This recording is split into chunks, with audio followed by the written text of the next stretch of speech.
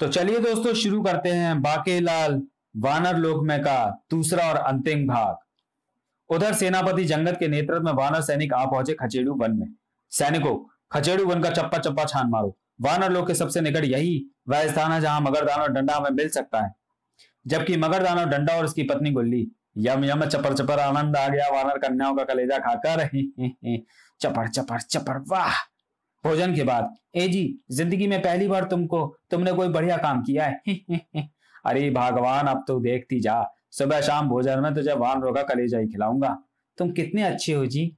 और कुल्ला करता मगरदान और डंडा प्रसन्नता से उछल पड़ा। ये मैं क्या देख रहा हूं मेरी प्यारी गुल्ली। वानर, ये तो बैठे बिठाए तेरे कल के नाश्ते का इंतजाम भी हो गया। अजी मैंने कहा जल्दी करो। उसी समय बाहर, सेनापति जी देखिए ये गुफा, कहीं इस गुफा में ही तो नहीं रहता मगरदाना।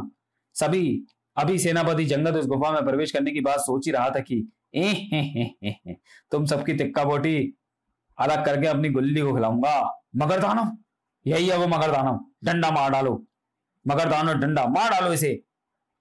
तुम्हारी अंतिम इच्छा अवश्य पूर्ण होनी चाहिए। अब चलाते क्यों नहीं तीर और भाले। वानर सैनिकों ने मगरदाना पर आक्रमण कर दिया। सर सर साए, मारो मारो, काटो काटो, उड़ा दो गर्दन। डंडा खुश हुआ है। सेनापति जंगत के मस्तक पर बल पड़ गए। हमारे तीर व भाले मगरदानों की खाल को नहीं भेद पा रहे हैं। शीघ्र ही वानर सैनिकों के तीर व भाले भी समाप्त हो गए। तब अब करूंगा तुम्हारी टिक्का बोटी अलग।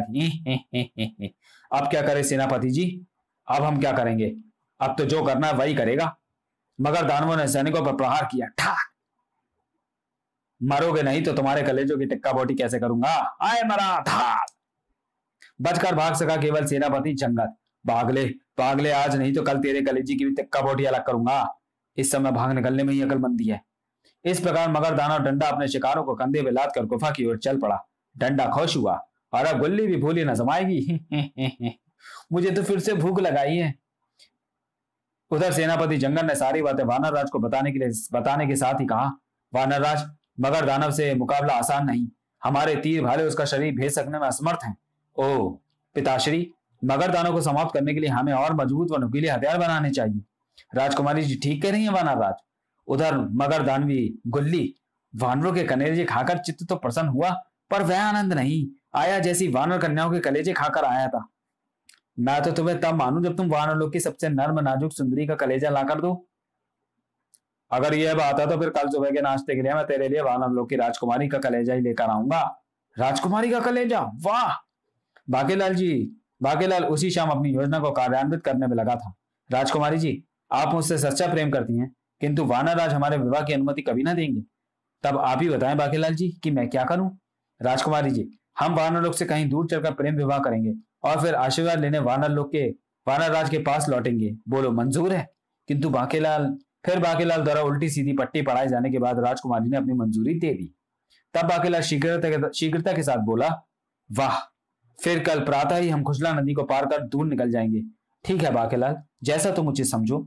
उसी रात सबसे पहले तो इस वृक्ष को इस ढंग से काट डालूं कि यह कटा हुआ ना लगे, ताकि कल जब मैं राजकुमारी को ले आऊं तो जल्दी ही कोई मेरा पीछा ना कर सके। चर चर। पेड़ तो कट गया, पेड़ तो गया कट। अब होगी बच्चू वानर राज की नाक नीची, जब कल सुबह मैं उसकी बेटी को भगा ले जाऊंगा। अब चलूं वापस, इस नाव को दूसरे छोर पर बांधूं। इसी दिन के लिए ही वानरों से छिपाकर मैंने इस विशेष नाव का निर्माण किया था। अरे ये तो बाकेलाल है जिसके कारण मैं आज भी खुजली से पीड़ित हूं। बाकेलाल से स्वयं निर्मित उस विशेष नाव को एक वृक्ष के साथ कसकर बांध दिया। अब कल सुबह क्या बेटे लंगूरा, यह बाकेलाल चक्कर क्या चला रहा है? यह तो वापस जा रहा है। अब मैं क्या करूं? किंतु इतना तो तय है कि कल सुबह अवश्य ये कुछ गड़बड़ करने वाला है, वरना इस प्रकार यहां नाव लाकर छिपाने का क्या अर्थ हो सकता है? बेटे लंगूरा, सोच क्या रहा है? यही अवसर है बाकी से बदला लेने का। मैं ये नाव यहां से गायब कर देता हूं। अगले दिन सूर्योदय से पूर्व मैं आ गई बाके। अब जल्दी चलो राजकुमारी जी, और ये कहीं कोई आ पहुंचा तो सब सत्यानाश हो जाएगा मेरी योजना का। दोनों खुजला नदी में उस स्थान की ओर दौड़ पड़े जहां बाकेलाल ने अपनी नाव छुपाए रखी थी। बाकेलाल जी, अगर सैनिकों को सूचना मिल गई तो वो हमें शीघ्र ही घेर लेंगे। घबराओ नहीं, एक बार हम खुजला नदी पार कर लें फिर दुनिया की कोई भी ताकत हमें जुदा नहीं कर सकती। इधर वानर लोक की ओर बढ़ रहा था मगर दानव डंडा। राजकुमारी का कलेजा। मगर दानव वानर लोक की ओर आ रहा है। फिर क्या था, वानर लोक में हंगामा मच गया। सावधान, मगर दानव आ रहा है, मगर दानव आ रहा है। राजमहल में अफरा तफरी मच गई। क्या मगर दानव वानर लोक की ओर बढ़ रहा है? सेनापति जंगद, उसे वानर लोक में प्रवेश करने से रोको, हम भी शीघ्र ही वहां पहुंच रहे हैं। जी वानर राज, इस बार नए हथियारों की मार से वह बच नहीं पाएगा। सेनापति के जाने के बाद महामंत्री जी, आप हमारे वहां पहुंचने की व्यवस्था कराएं। तभी वानर राज, राजकुमारी जी का कहीं कुछ पता नहीं चल रहा। क्या? और मगर दानव डंडा खुजला नदी के पुल के निकट आ खड़ा हुआ। यहां तो युद्ध की तैयारी लगती है। मगर दानव को आगे बढ़ता देख सेनापति चीख पड़ा, वहीं रुक जाओ मगर दानव डंडा, अन्यथा इस बार तुम जीवित ना बचोगे। आगे बढ़ते मगर दानव के पांव वहीं स्थिर हो गए। डंडा खुश हुआ, पर अपनी राम प्यारी गुल्ली को खुश करने के लिए आज तुझे राजकुमारी का कलेजा लेकर जाना है। यह सुनते ही सेनापति जंगद ने भाला उस पर खींच मारा। दुष्ट, तेरे नीच इरादे कभी पूरे नहीं होंगे। आए साए, मार डालो इस दुष्ट को। सर सर, राजकुमारी तक पहुंचने के लिए मुझे इन सबको टिक्का बोटी अलग करनी पड़ेगी। उधर बांकेलाल राजकुमारी को लेकर जब नाव वाले स्थान पर पहुंचा, उफ, मेरी नाव कहां गई? नाव? उधर पुल से बाहर निकलने में किसी के देख लिए जाने का खतरा था राजकुमारी जी, इसलिए मैंने एक नाव यहां लाकर छुपा दी थी। फिर अब क्या होगा बांकेलाल? तभी तेज शोर से वातावरण गूंज उठा। यह शोर कैसा है बांकेलाल जी? मर गए, लगता है हमारी पोल खुल चुकी है और सैनिक हमारी तलाश में निकल पड़े हैं। अचानक उस देखते हुए बांकेलाल का मस्तिष्क तेजी के साथ चला। यह लचीला वृक्ष से शायद कुछ काम आ जाए।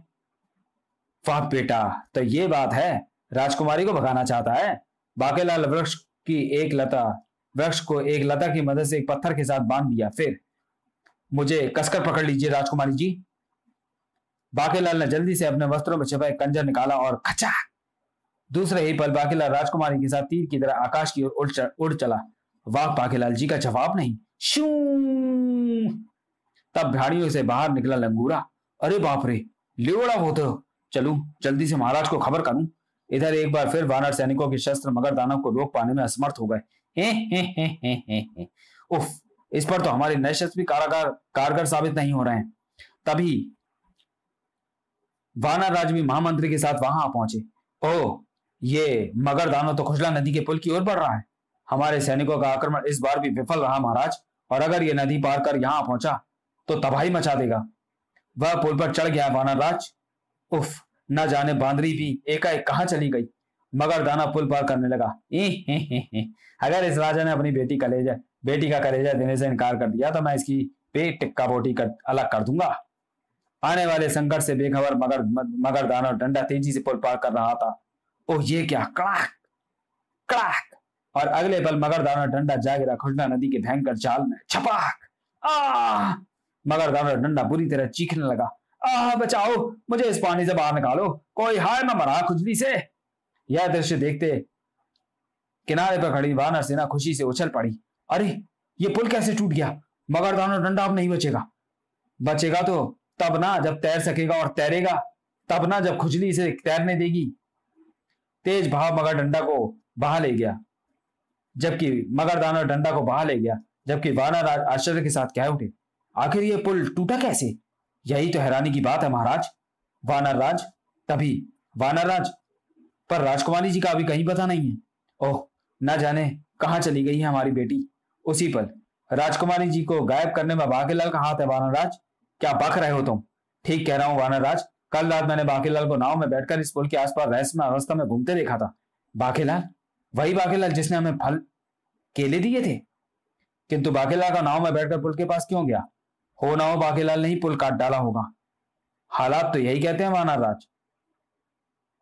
ओह, अगर बांकेलाल ये पुल ना काट देता तो आज वानर लोक में भयानक तबाही मचती। लंगूरा, क्या तुम जानते हो बांकेलाल इस समय कहां है? अवश्य महाराज, राजकुमारी जी के साथ वह नदी के पार उड़ गया है। कुछ ही देर बाद वानर राज सुग्रीव, महामंत्री तथा सेनापति जंगद को लेकर लंगूरा उस स्थान पर पहुंचा। यही वह पेड़ है महाराज, जहां से बांकेलाल का खुजला का पार कर गया है। पत्थर से बंधी लताएं और निकट ही खड़े लचीले वृक्ष को देखते ही सेनापति बोला, किंतु आप फिक्र मत करें, मैं बांकेलाल को शीघ्र ही पकड़ लूंगा। तभी वहां कई और सैनिक भी आ पहुंचे। बांकेलाल के पास अति शीघ्र पहुंचने का इससे बढ़िया साधन दूसरा नहीं हो सकता। उधर मकरदानवी गुल्ली, इतनी देर हो गई स्वामी को गए, भूख से मेरी आंतें कुलबुला रही हैं, जरा देखो चलकर कि कहां रह गए। और ठीक इसी पल द्रुत वेग से उससे आ टकराया बाकीलाल। था हाय, मार डाला। नीचे करते ही बाकीलाल राजकुमारी बांधवी और गुल्ली अपने होश खो बैठे। लेकिन कुछ देर बाद मगरदानवी गुल्ली को जब होश आया तो उसने जैसे ही फिर उठने का प्रयास किया, था हाय, यह हवाई हमला कौन कर रहा है मुझ पर, था। फिर एक के बाद एक हुए इस आक्रमण से गुल्ली का दम ही निकल गया। ये वे सैनिक थे जिन्हें सेनापति जंगल ने बाकीलाल की ही तरकीब से वहां भेजा था। ये तो मगरदानवी है, इसी के भोजन के लिए मगरदानव राजकुमारी जी का कलेजा लेने आया था। बाकीलाल और राजकुमारी जी भी यहीं बेहोश पड़े हैं, इन्हें तुरंत वानर लोक ले चलो। मगरदानवी गुल्ली को समाप्त करने में भी इसी बाकीलाल का हाथ लगता है। फिर जब बाकीलाल को होश आया, वानर राज, मुझे तो लगता है वानर लोक और राजकुमारी जी की रक्षा करने के लिए ही बाकीलाल ने सब कुछ किया। अगर बाकीलाल पुल न तोड़ता तो मगरदानव खुजला नदी में ना गिरता और वानर लोक में घुसकर भयानक तबाही मचाता। किंतु महामंत्री, हमारी समझ में तो ये नहीं आया कि बाकीलाल हमारी पुत्री को यहां से क्यों ले गया। यह तो बाकीलाल स्वयं ही बताएगा वानर राज। ओ, लगता है मैं उस मगरदानवी से टकराकर होश खोने के बाद फिर से वानर लोक में आ पहुंचा हूं। अब तो अपनी जान बचाने के लिए मुझे कुछ कहना होगा कि तब तक राजकुमारी जी भी होश में आ चुकी थी। बाकीलाल ने राजकुमारी को चुप रहने का संकेत करते हुए कहा, वानर राज, सेनापति जंगल का पीछे करते हुए मैं मगरदानव की गुफा तक जा पहुंचा। वहां मैंने मगरदानव को यह कहते हुए सुना कि वह राजकुमारी जी को लेने वानर लोक में जाएगा, तो मैंने खुजला नदी का पुल काट दिया और किसी भी दुर्घटना से राजकुमारी जी को बचाने के लिए मैं ही इन्हें वानर लोक से दूर ले गया था। बाकीलाल के इतना कहते ही अचानक वहां एक नया स्वर गूंजा, मेरा प्यारा बाकीलाल। आए, ये स्वर तो प्रकट हुआ राजा विक्रम सिंह। मेरा ही बाकीलाल, मेरा ही है बाकीलाल, मेरा ही है। मुच्छड़, महाराज, आप कहां चले गए थे महाराज? बाकीलाल, इस बार मैं मच्छर लोक में चला गया था और अब तुम्हारे पास वानर लोक में लौट आया हूं। अभी सब आश्चर्य से विक्रम सिंह और बाकीलाल के उस अद्भुत मिलन को देख ही रहे थे कि अचानक दोनों ही वहां से गायब हो गए। अरे, दोनों कहां गए? मेरे बाकीलाल जी कहां गायब हो गए? वानर लोक से तो निकल गए दोनों, अब आगे उनसे कहां भेंट होगी ये अगले अंक में देखेंगे हम लोग। समाप्त। तो चलिए दोस्तों, वीडियो को यहीं समाप्त करते हुए मिलते हैं बाकीलाल की अगली कॉमिक्स बाकीलाल प्रेत लोक में। तब तक के लिए धन्यवाद।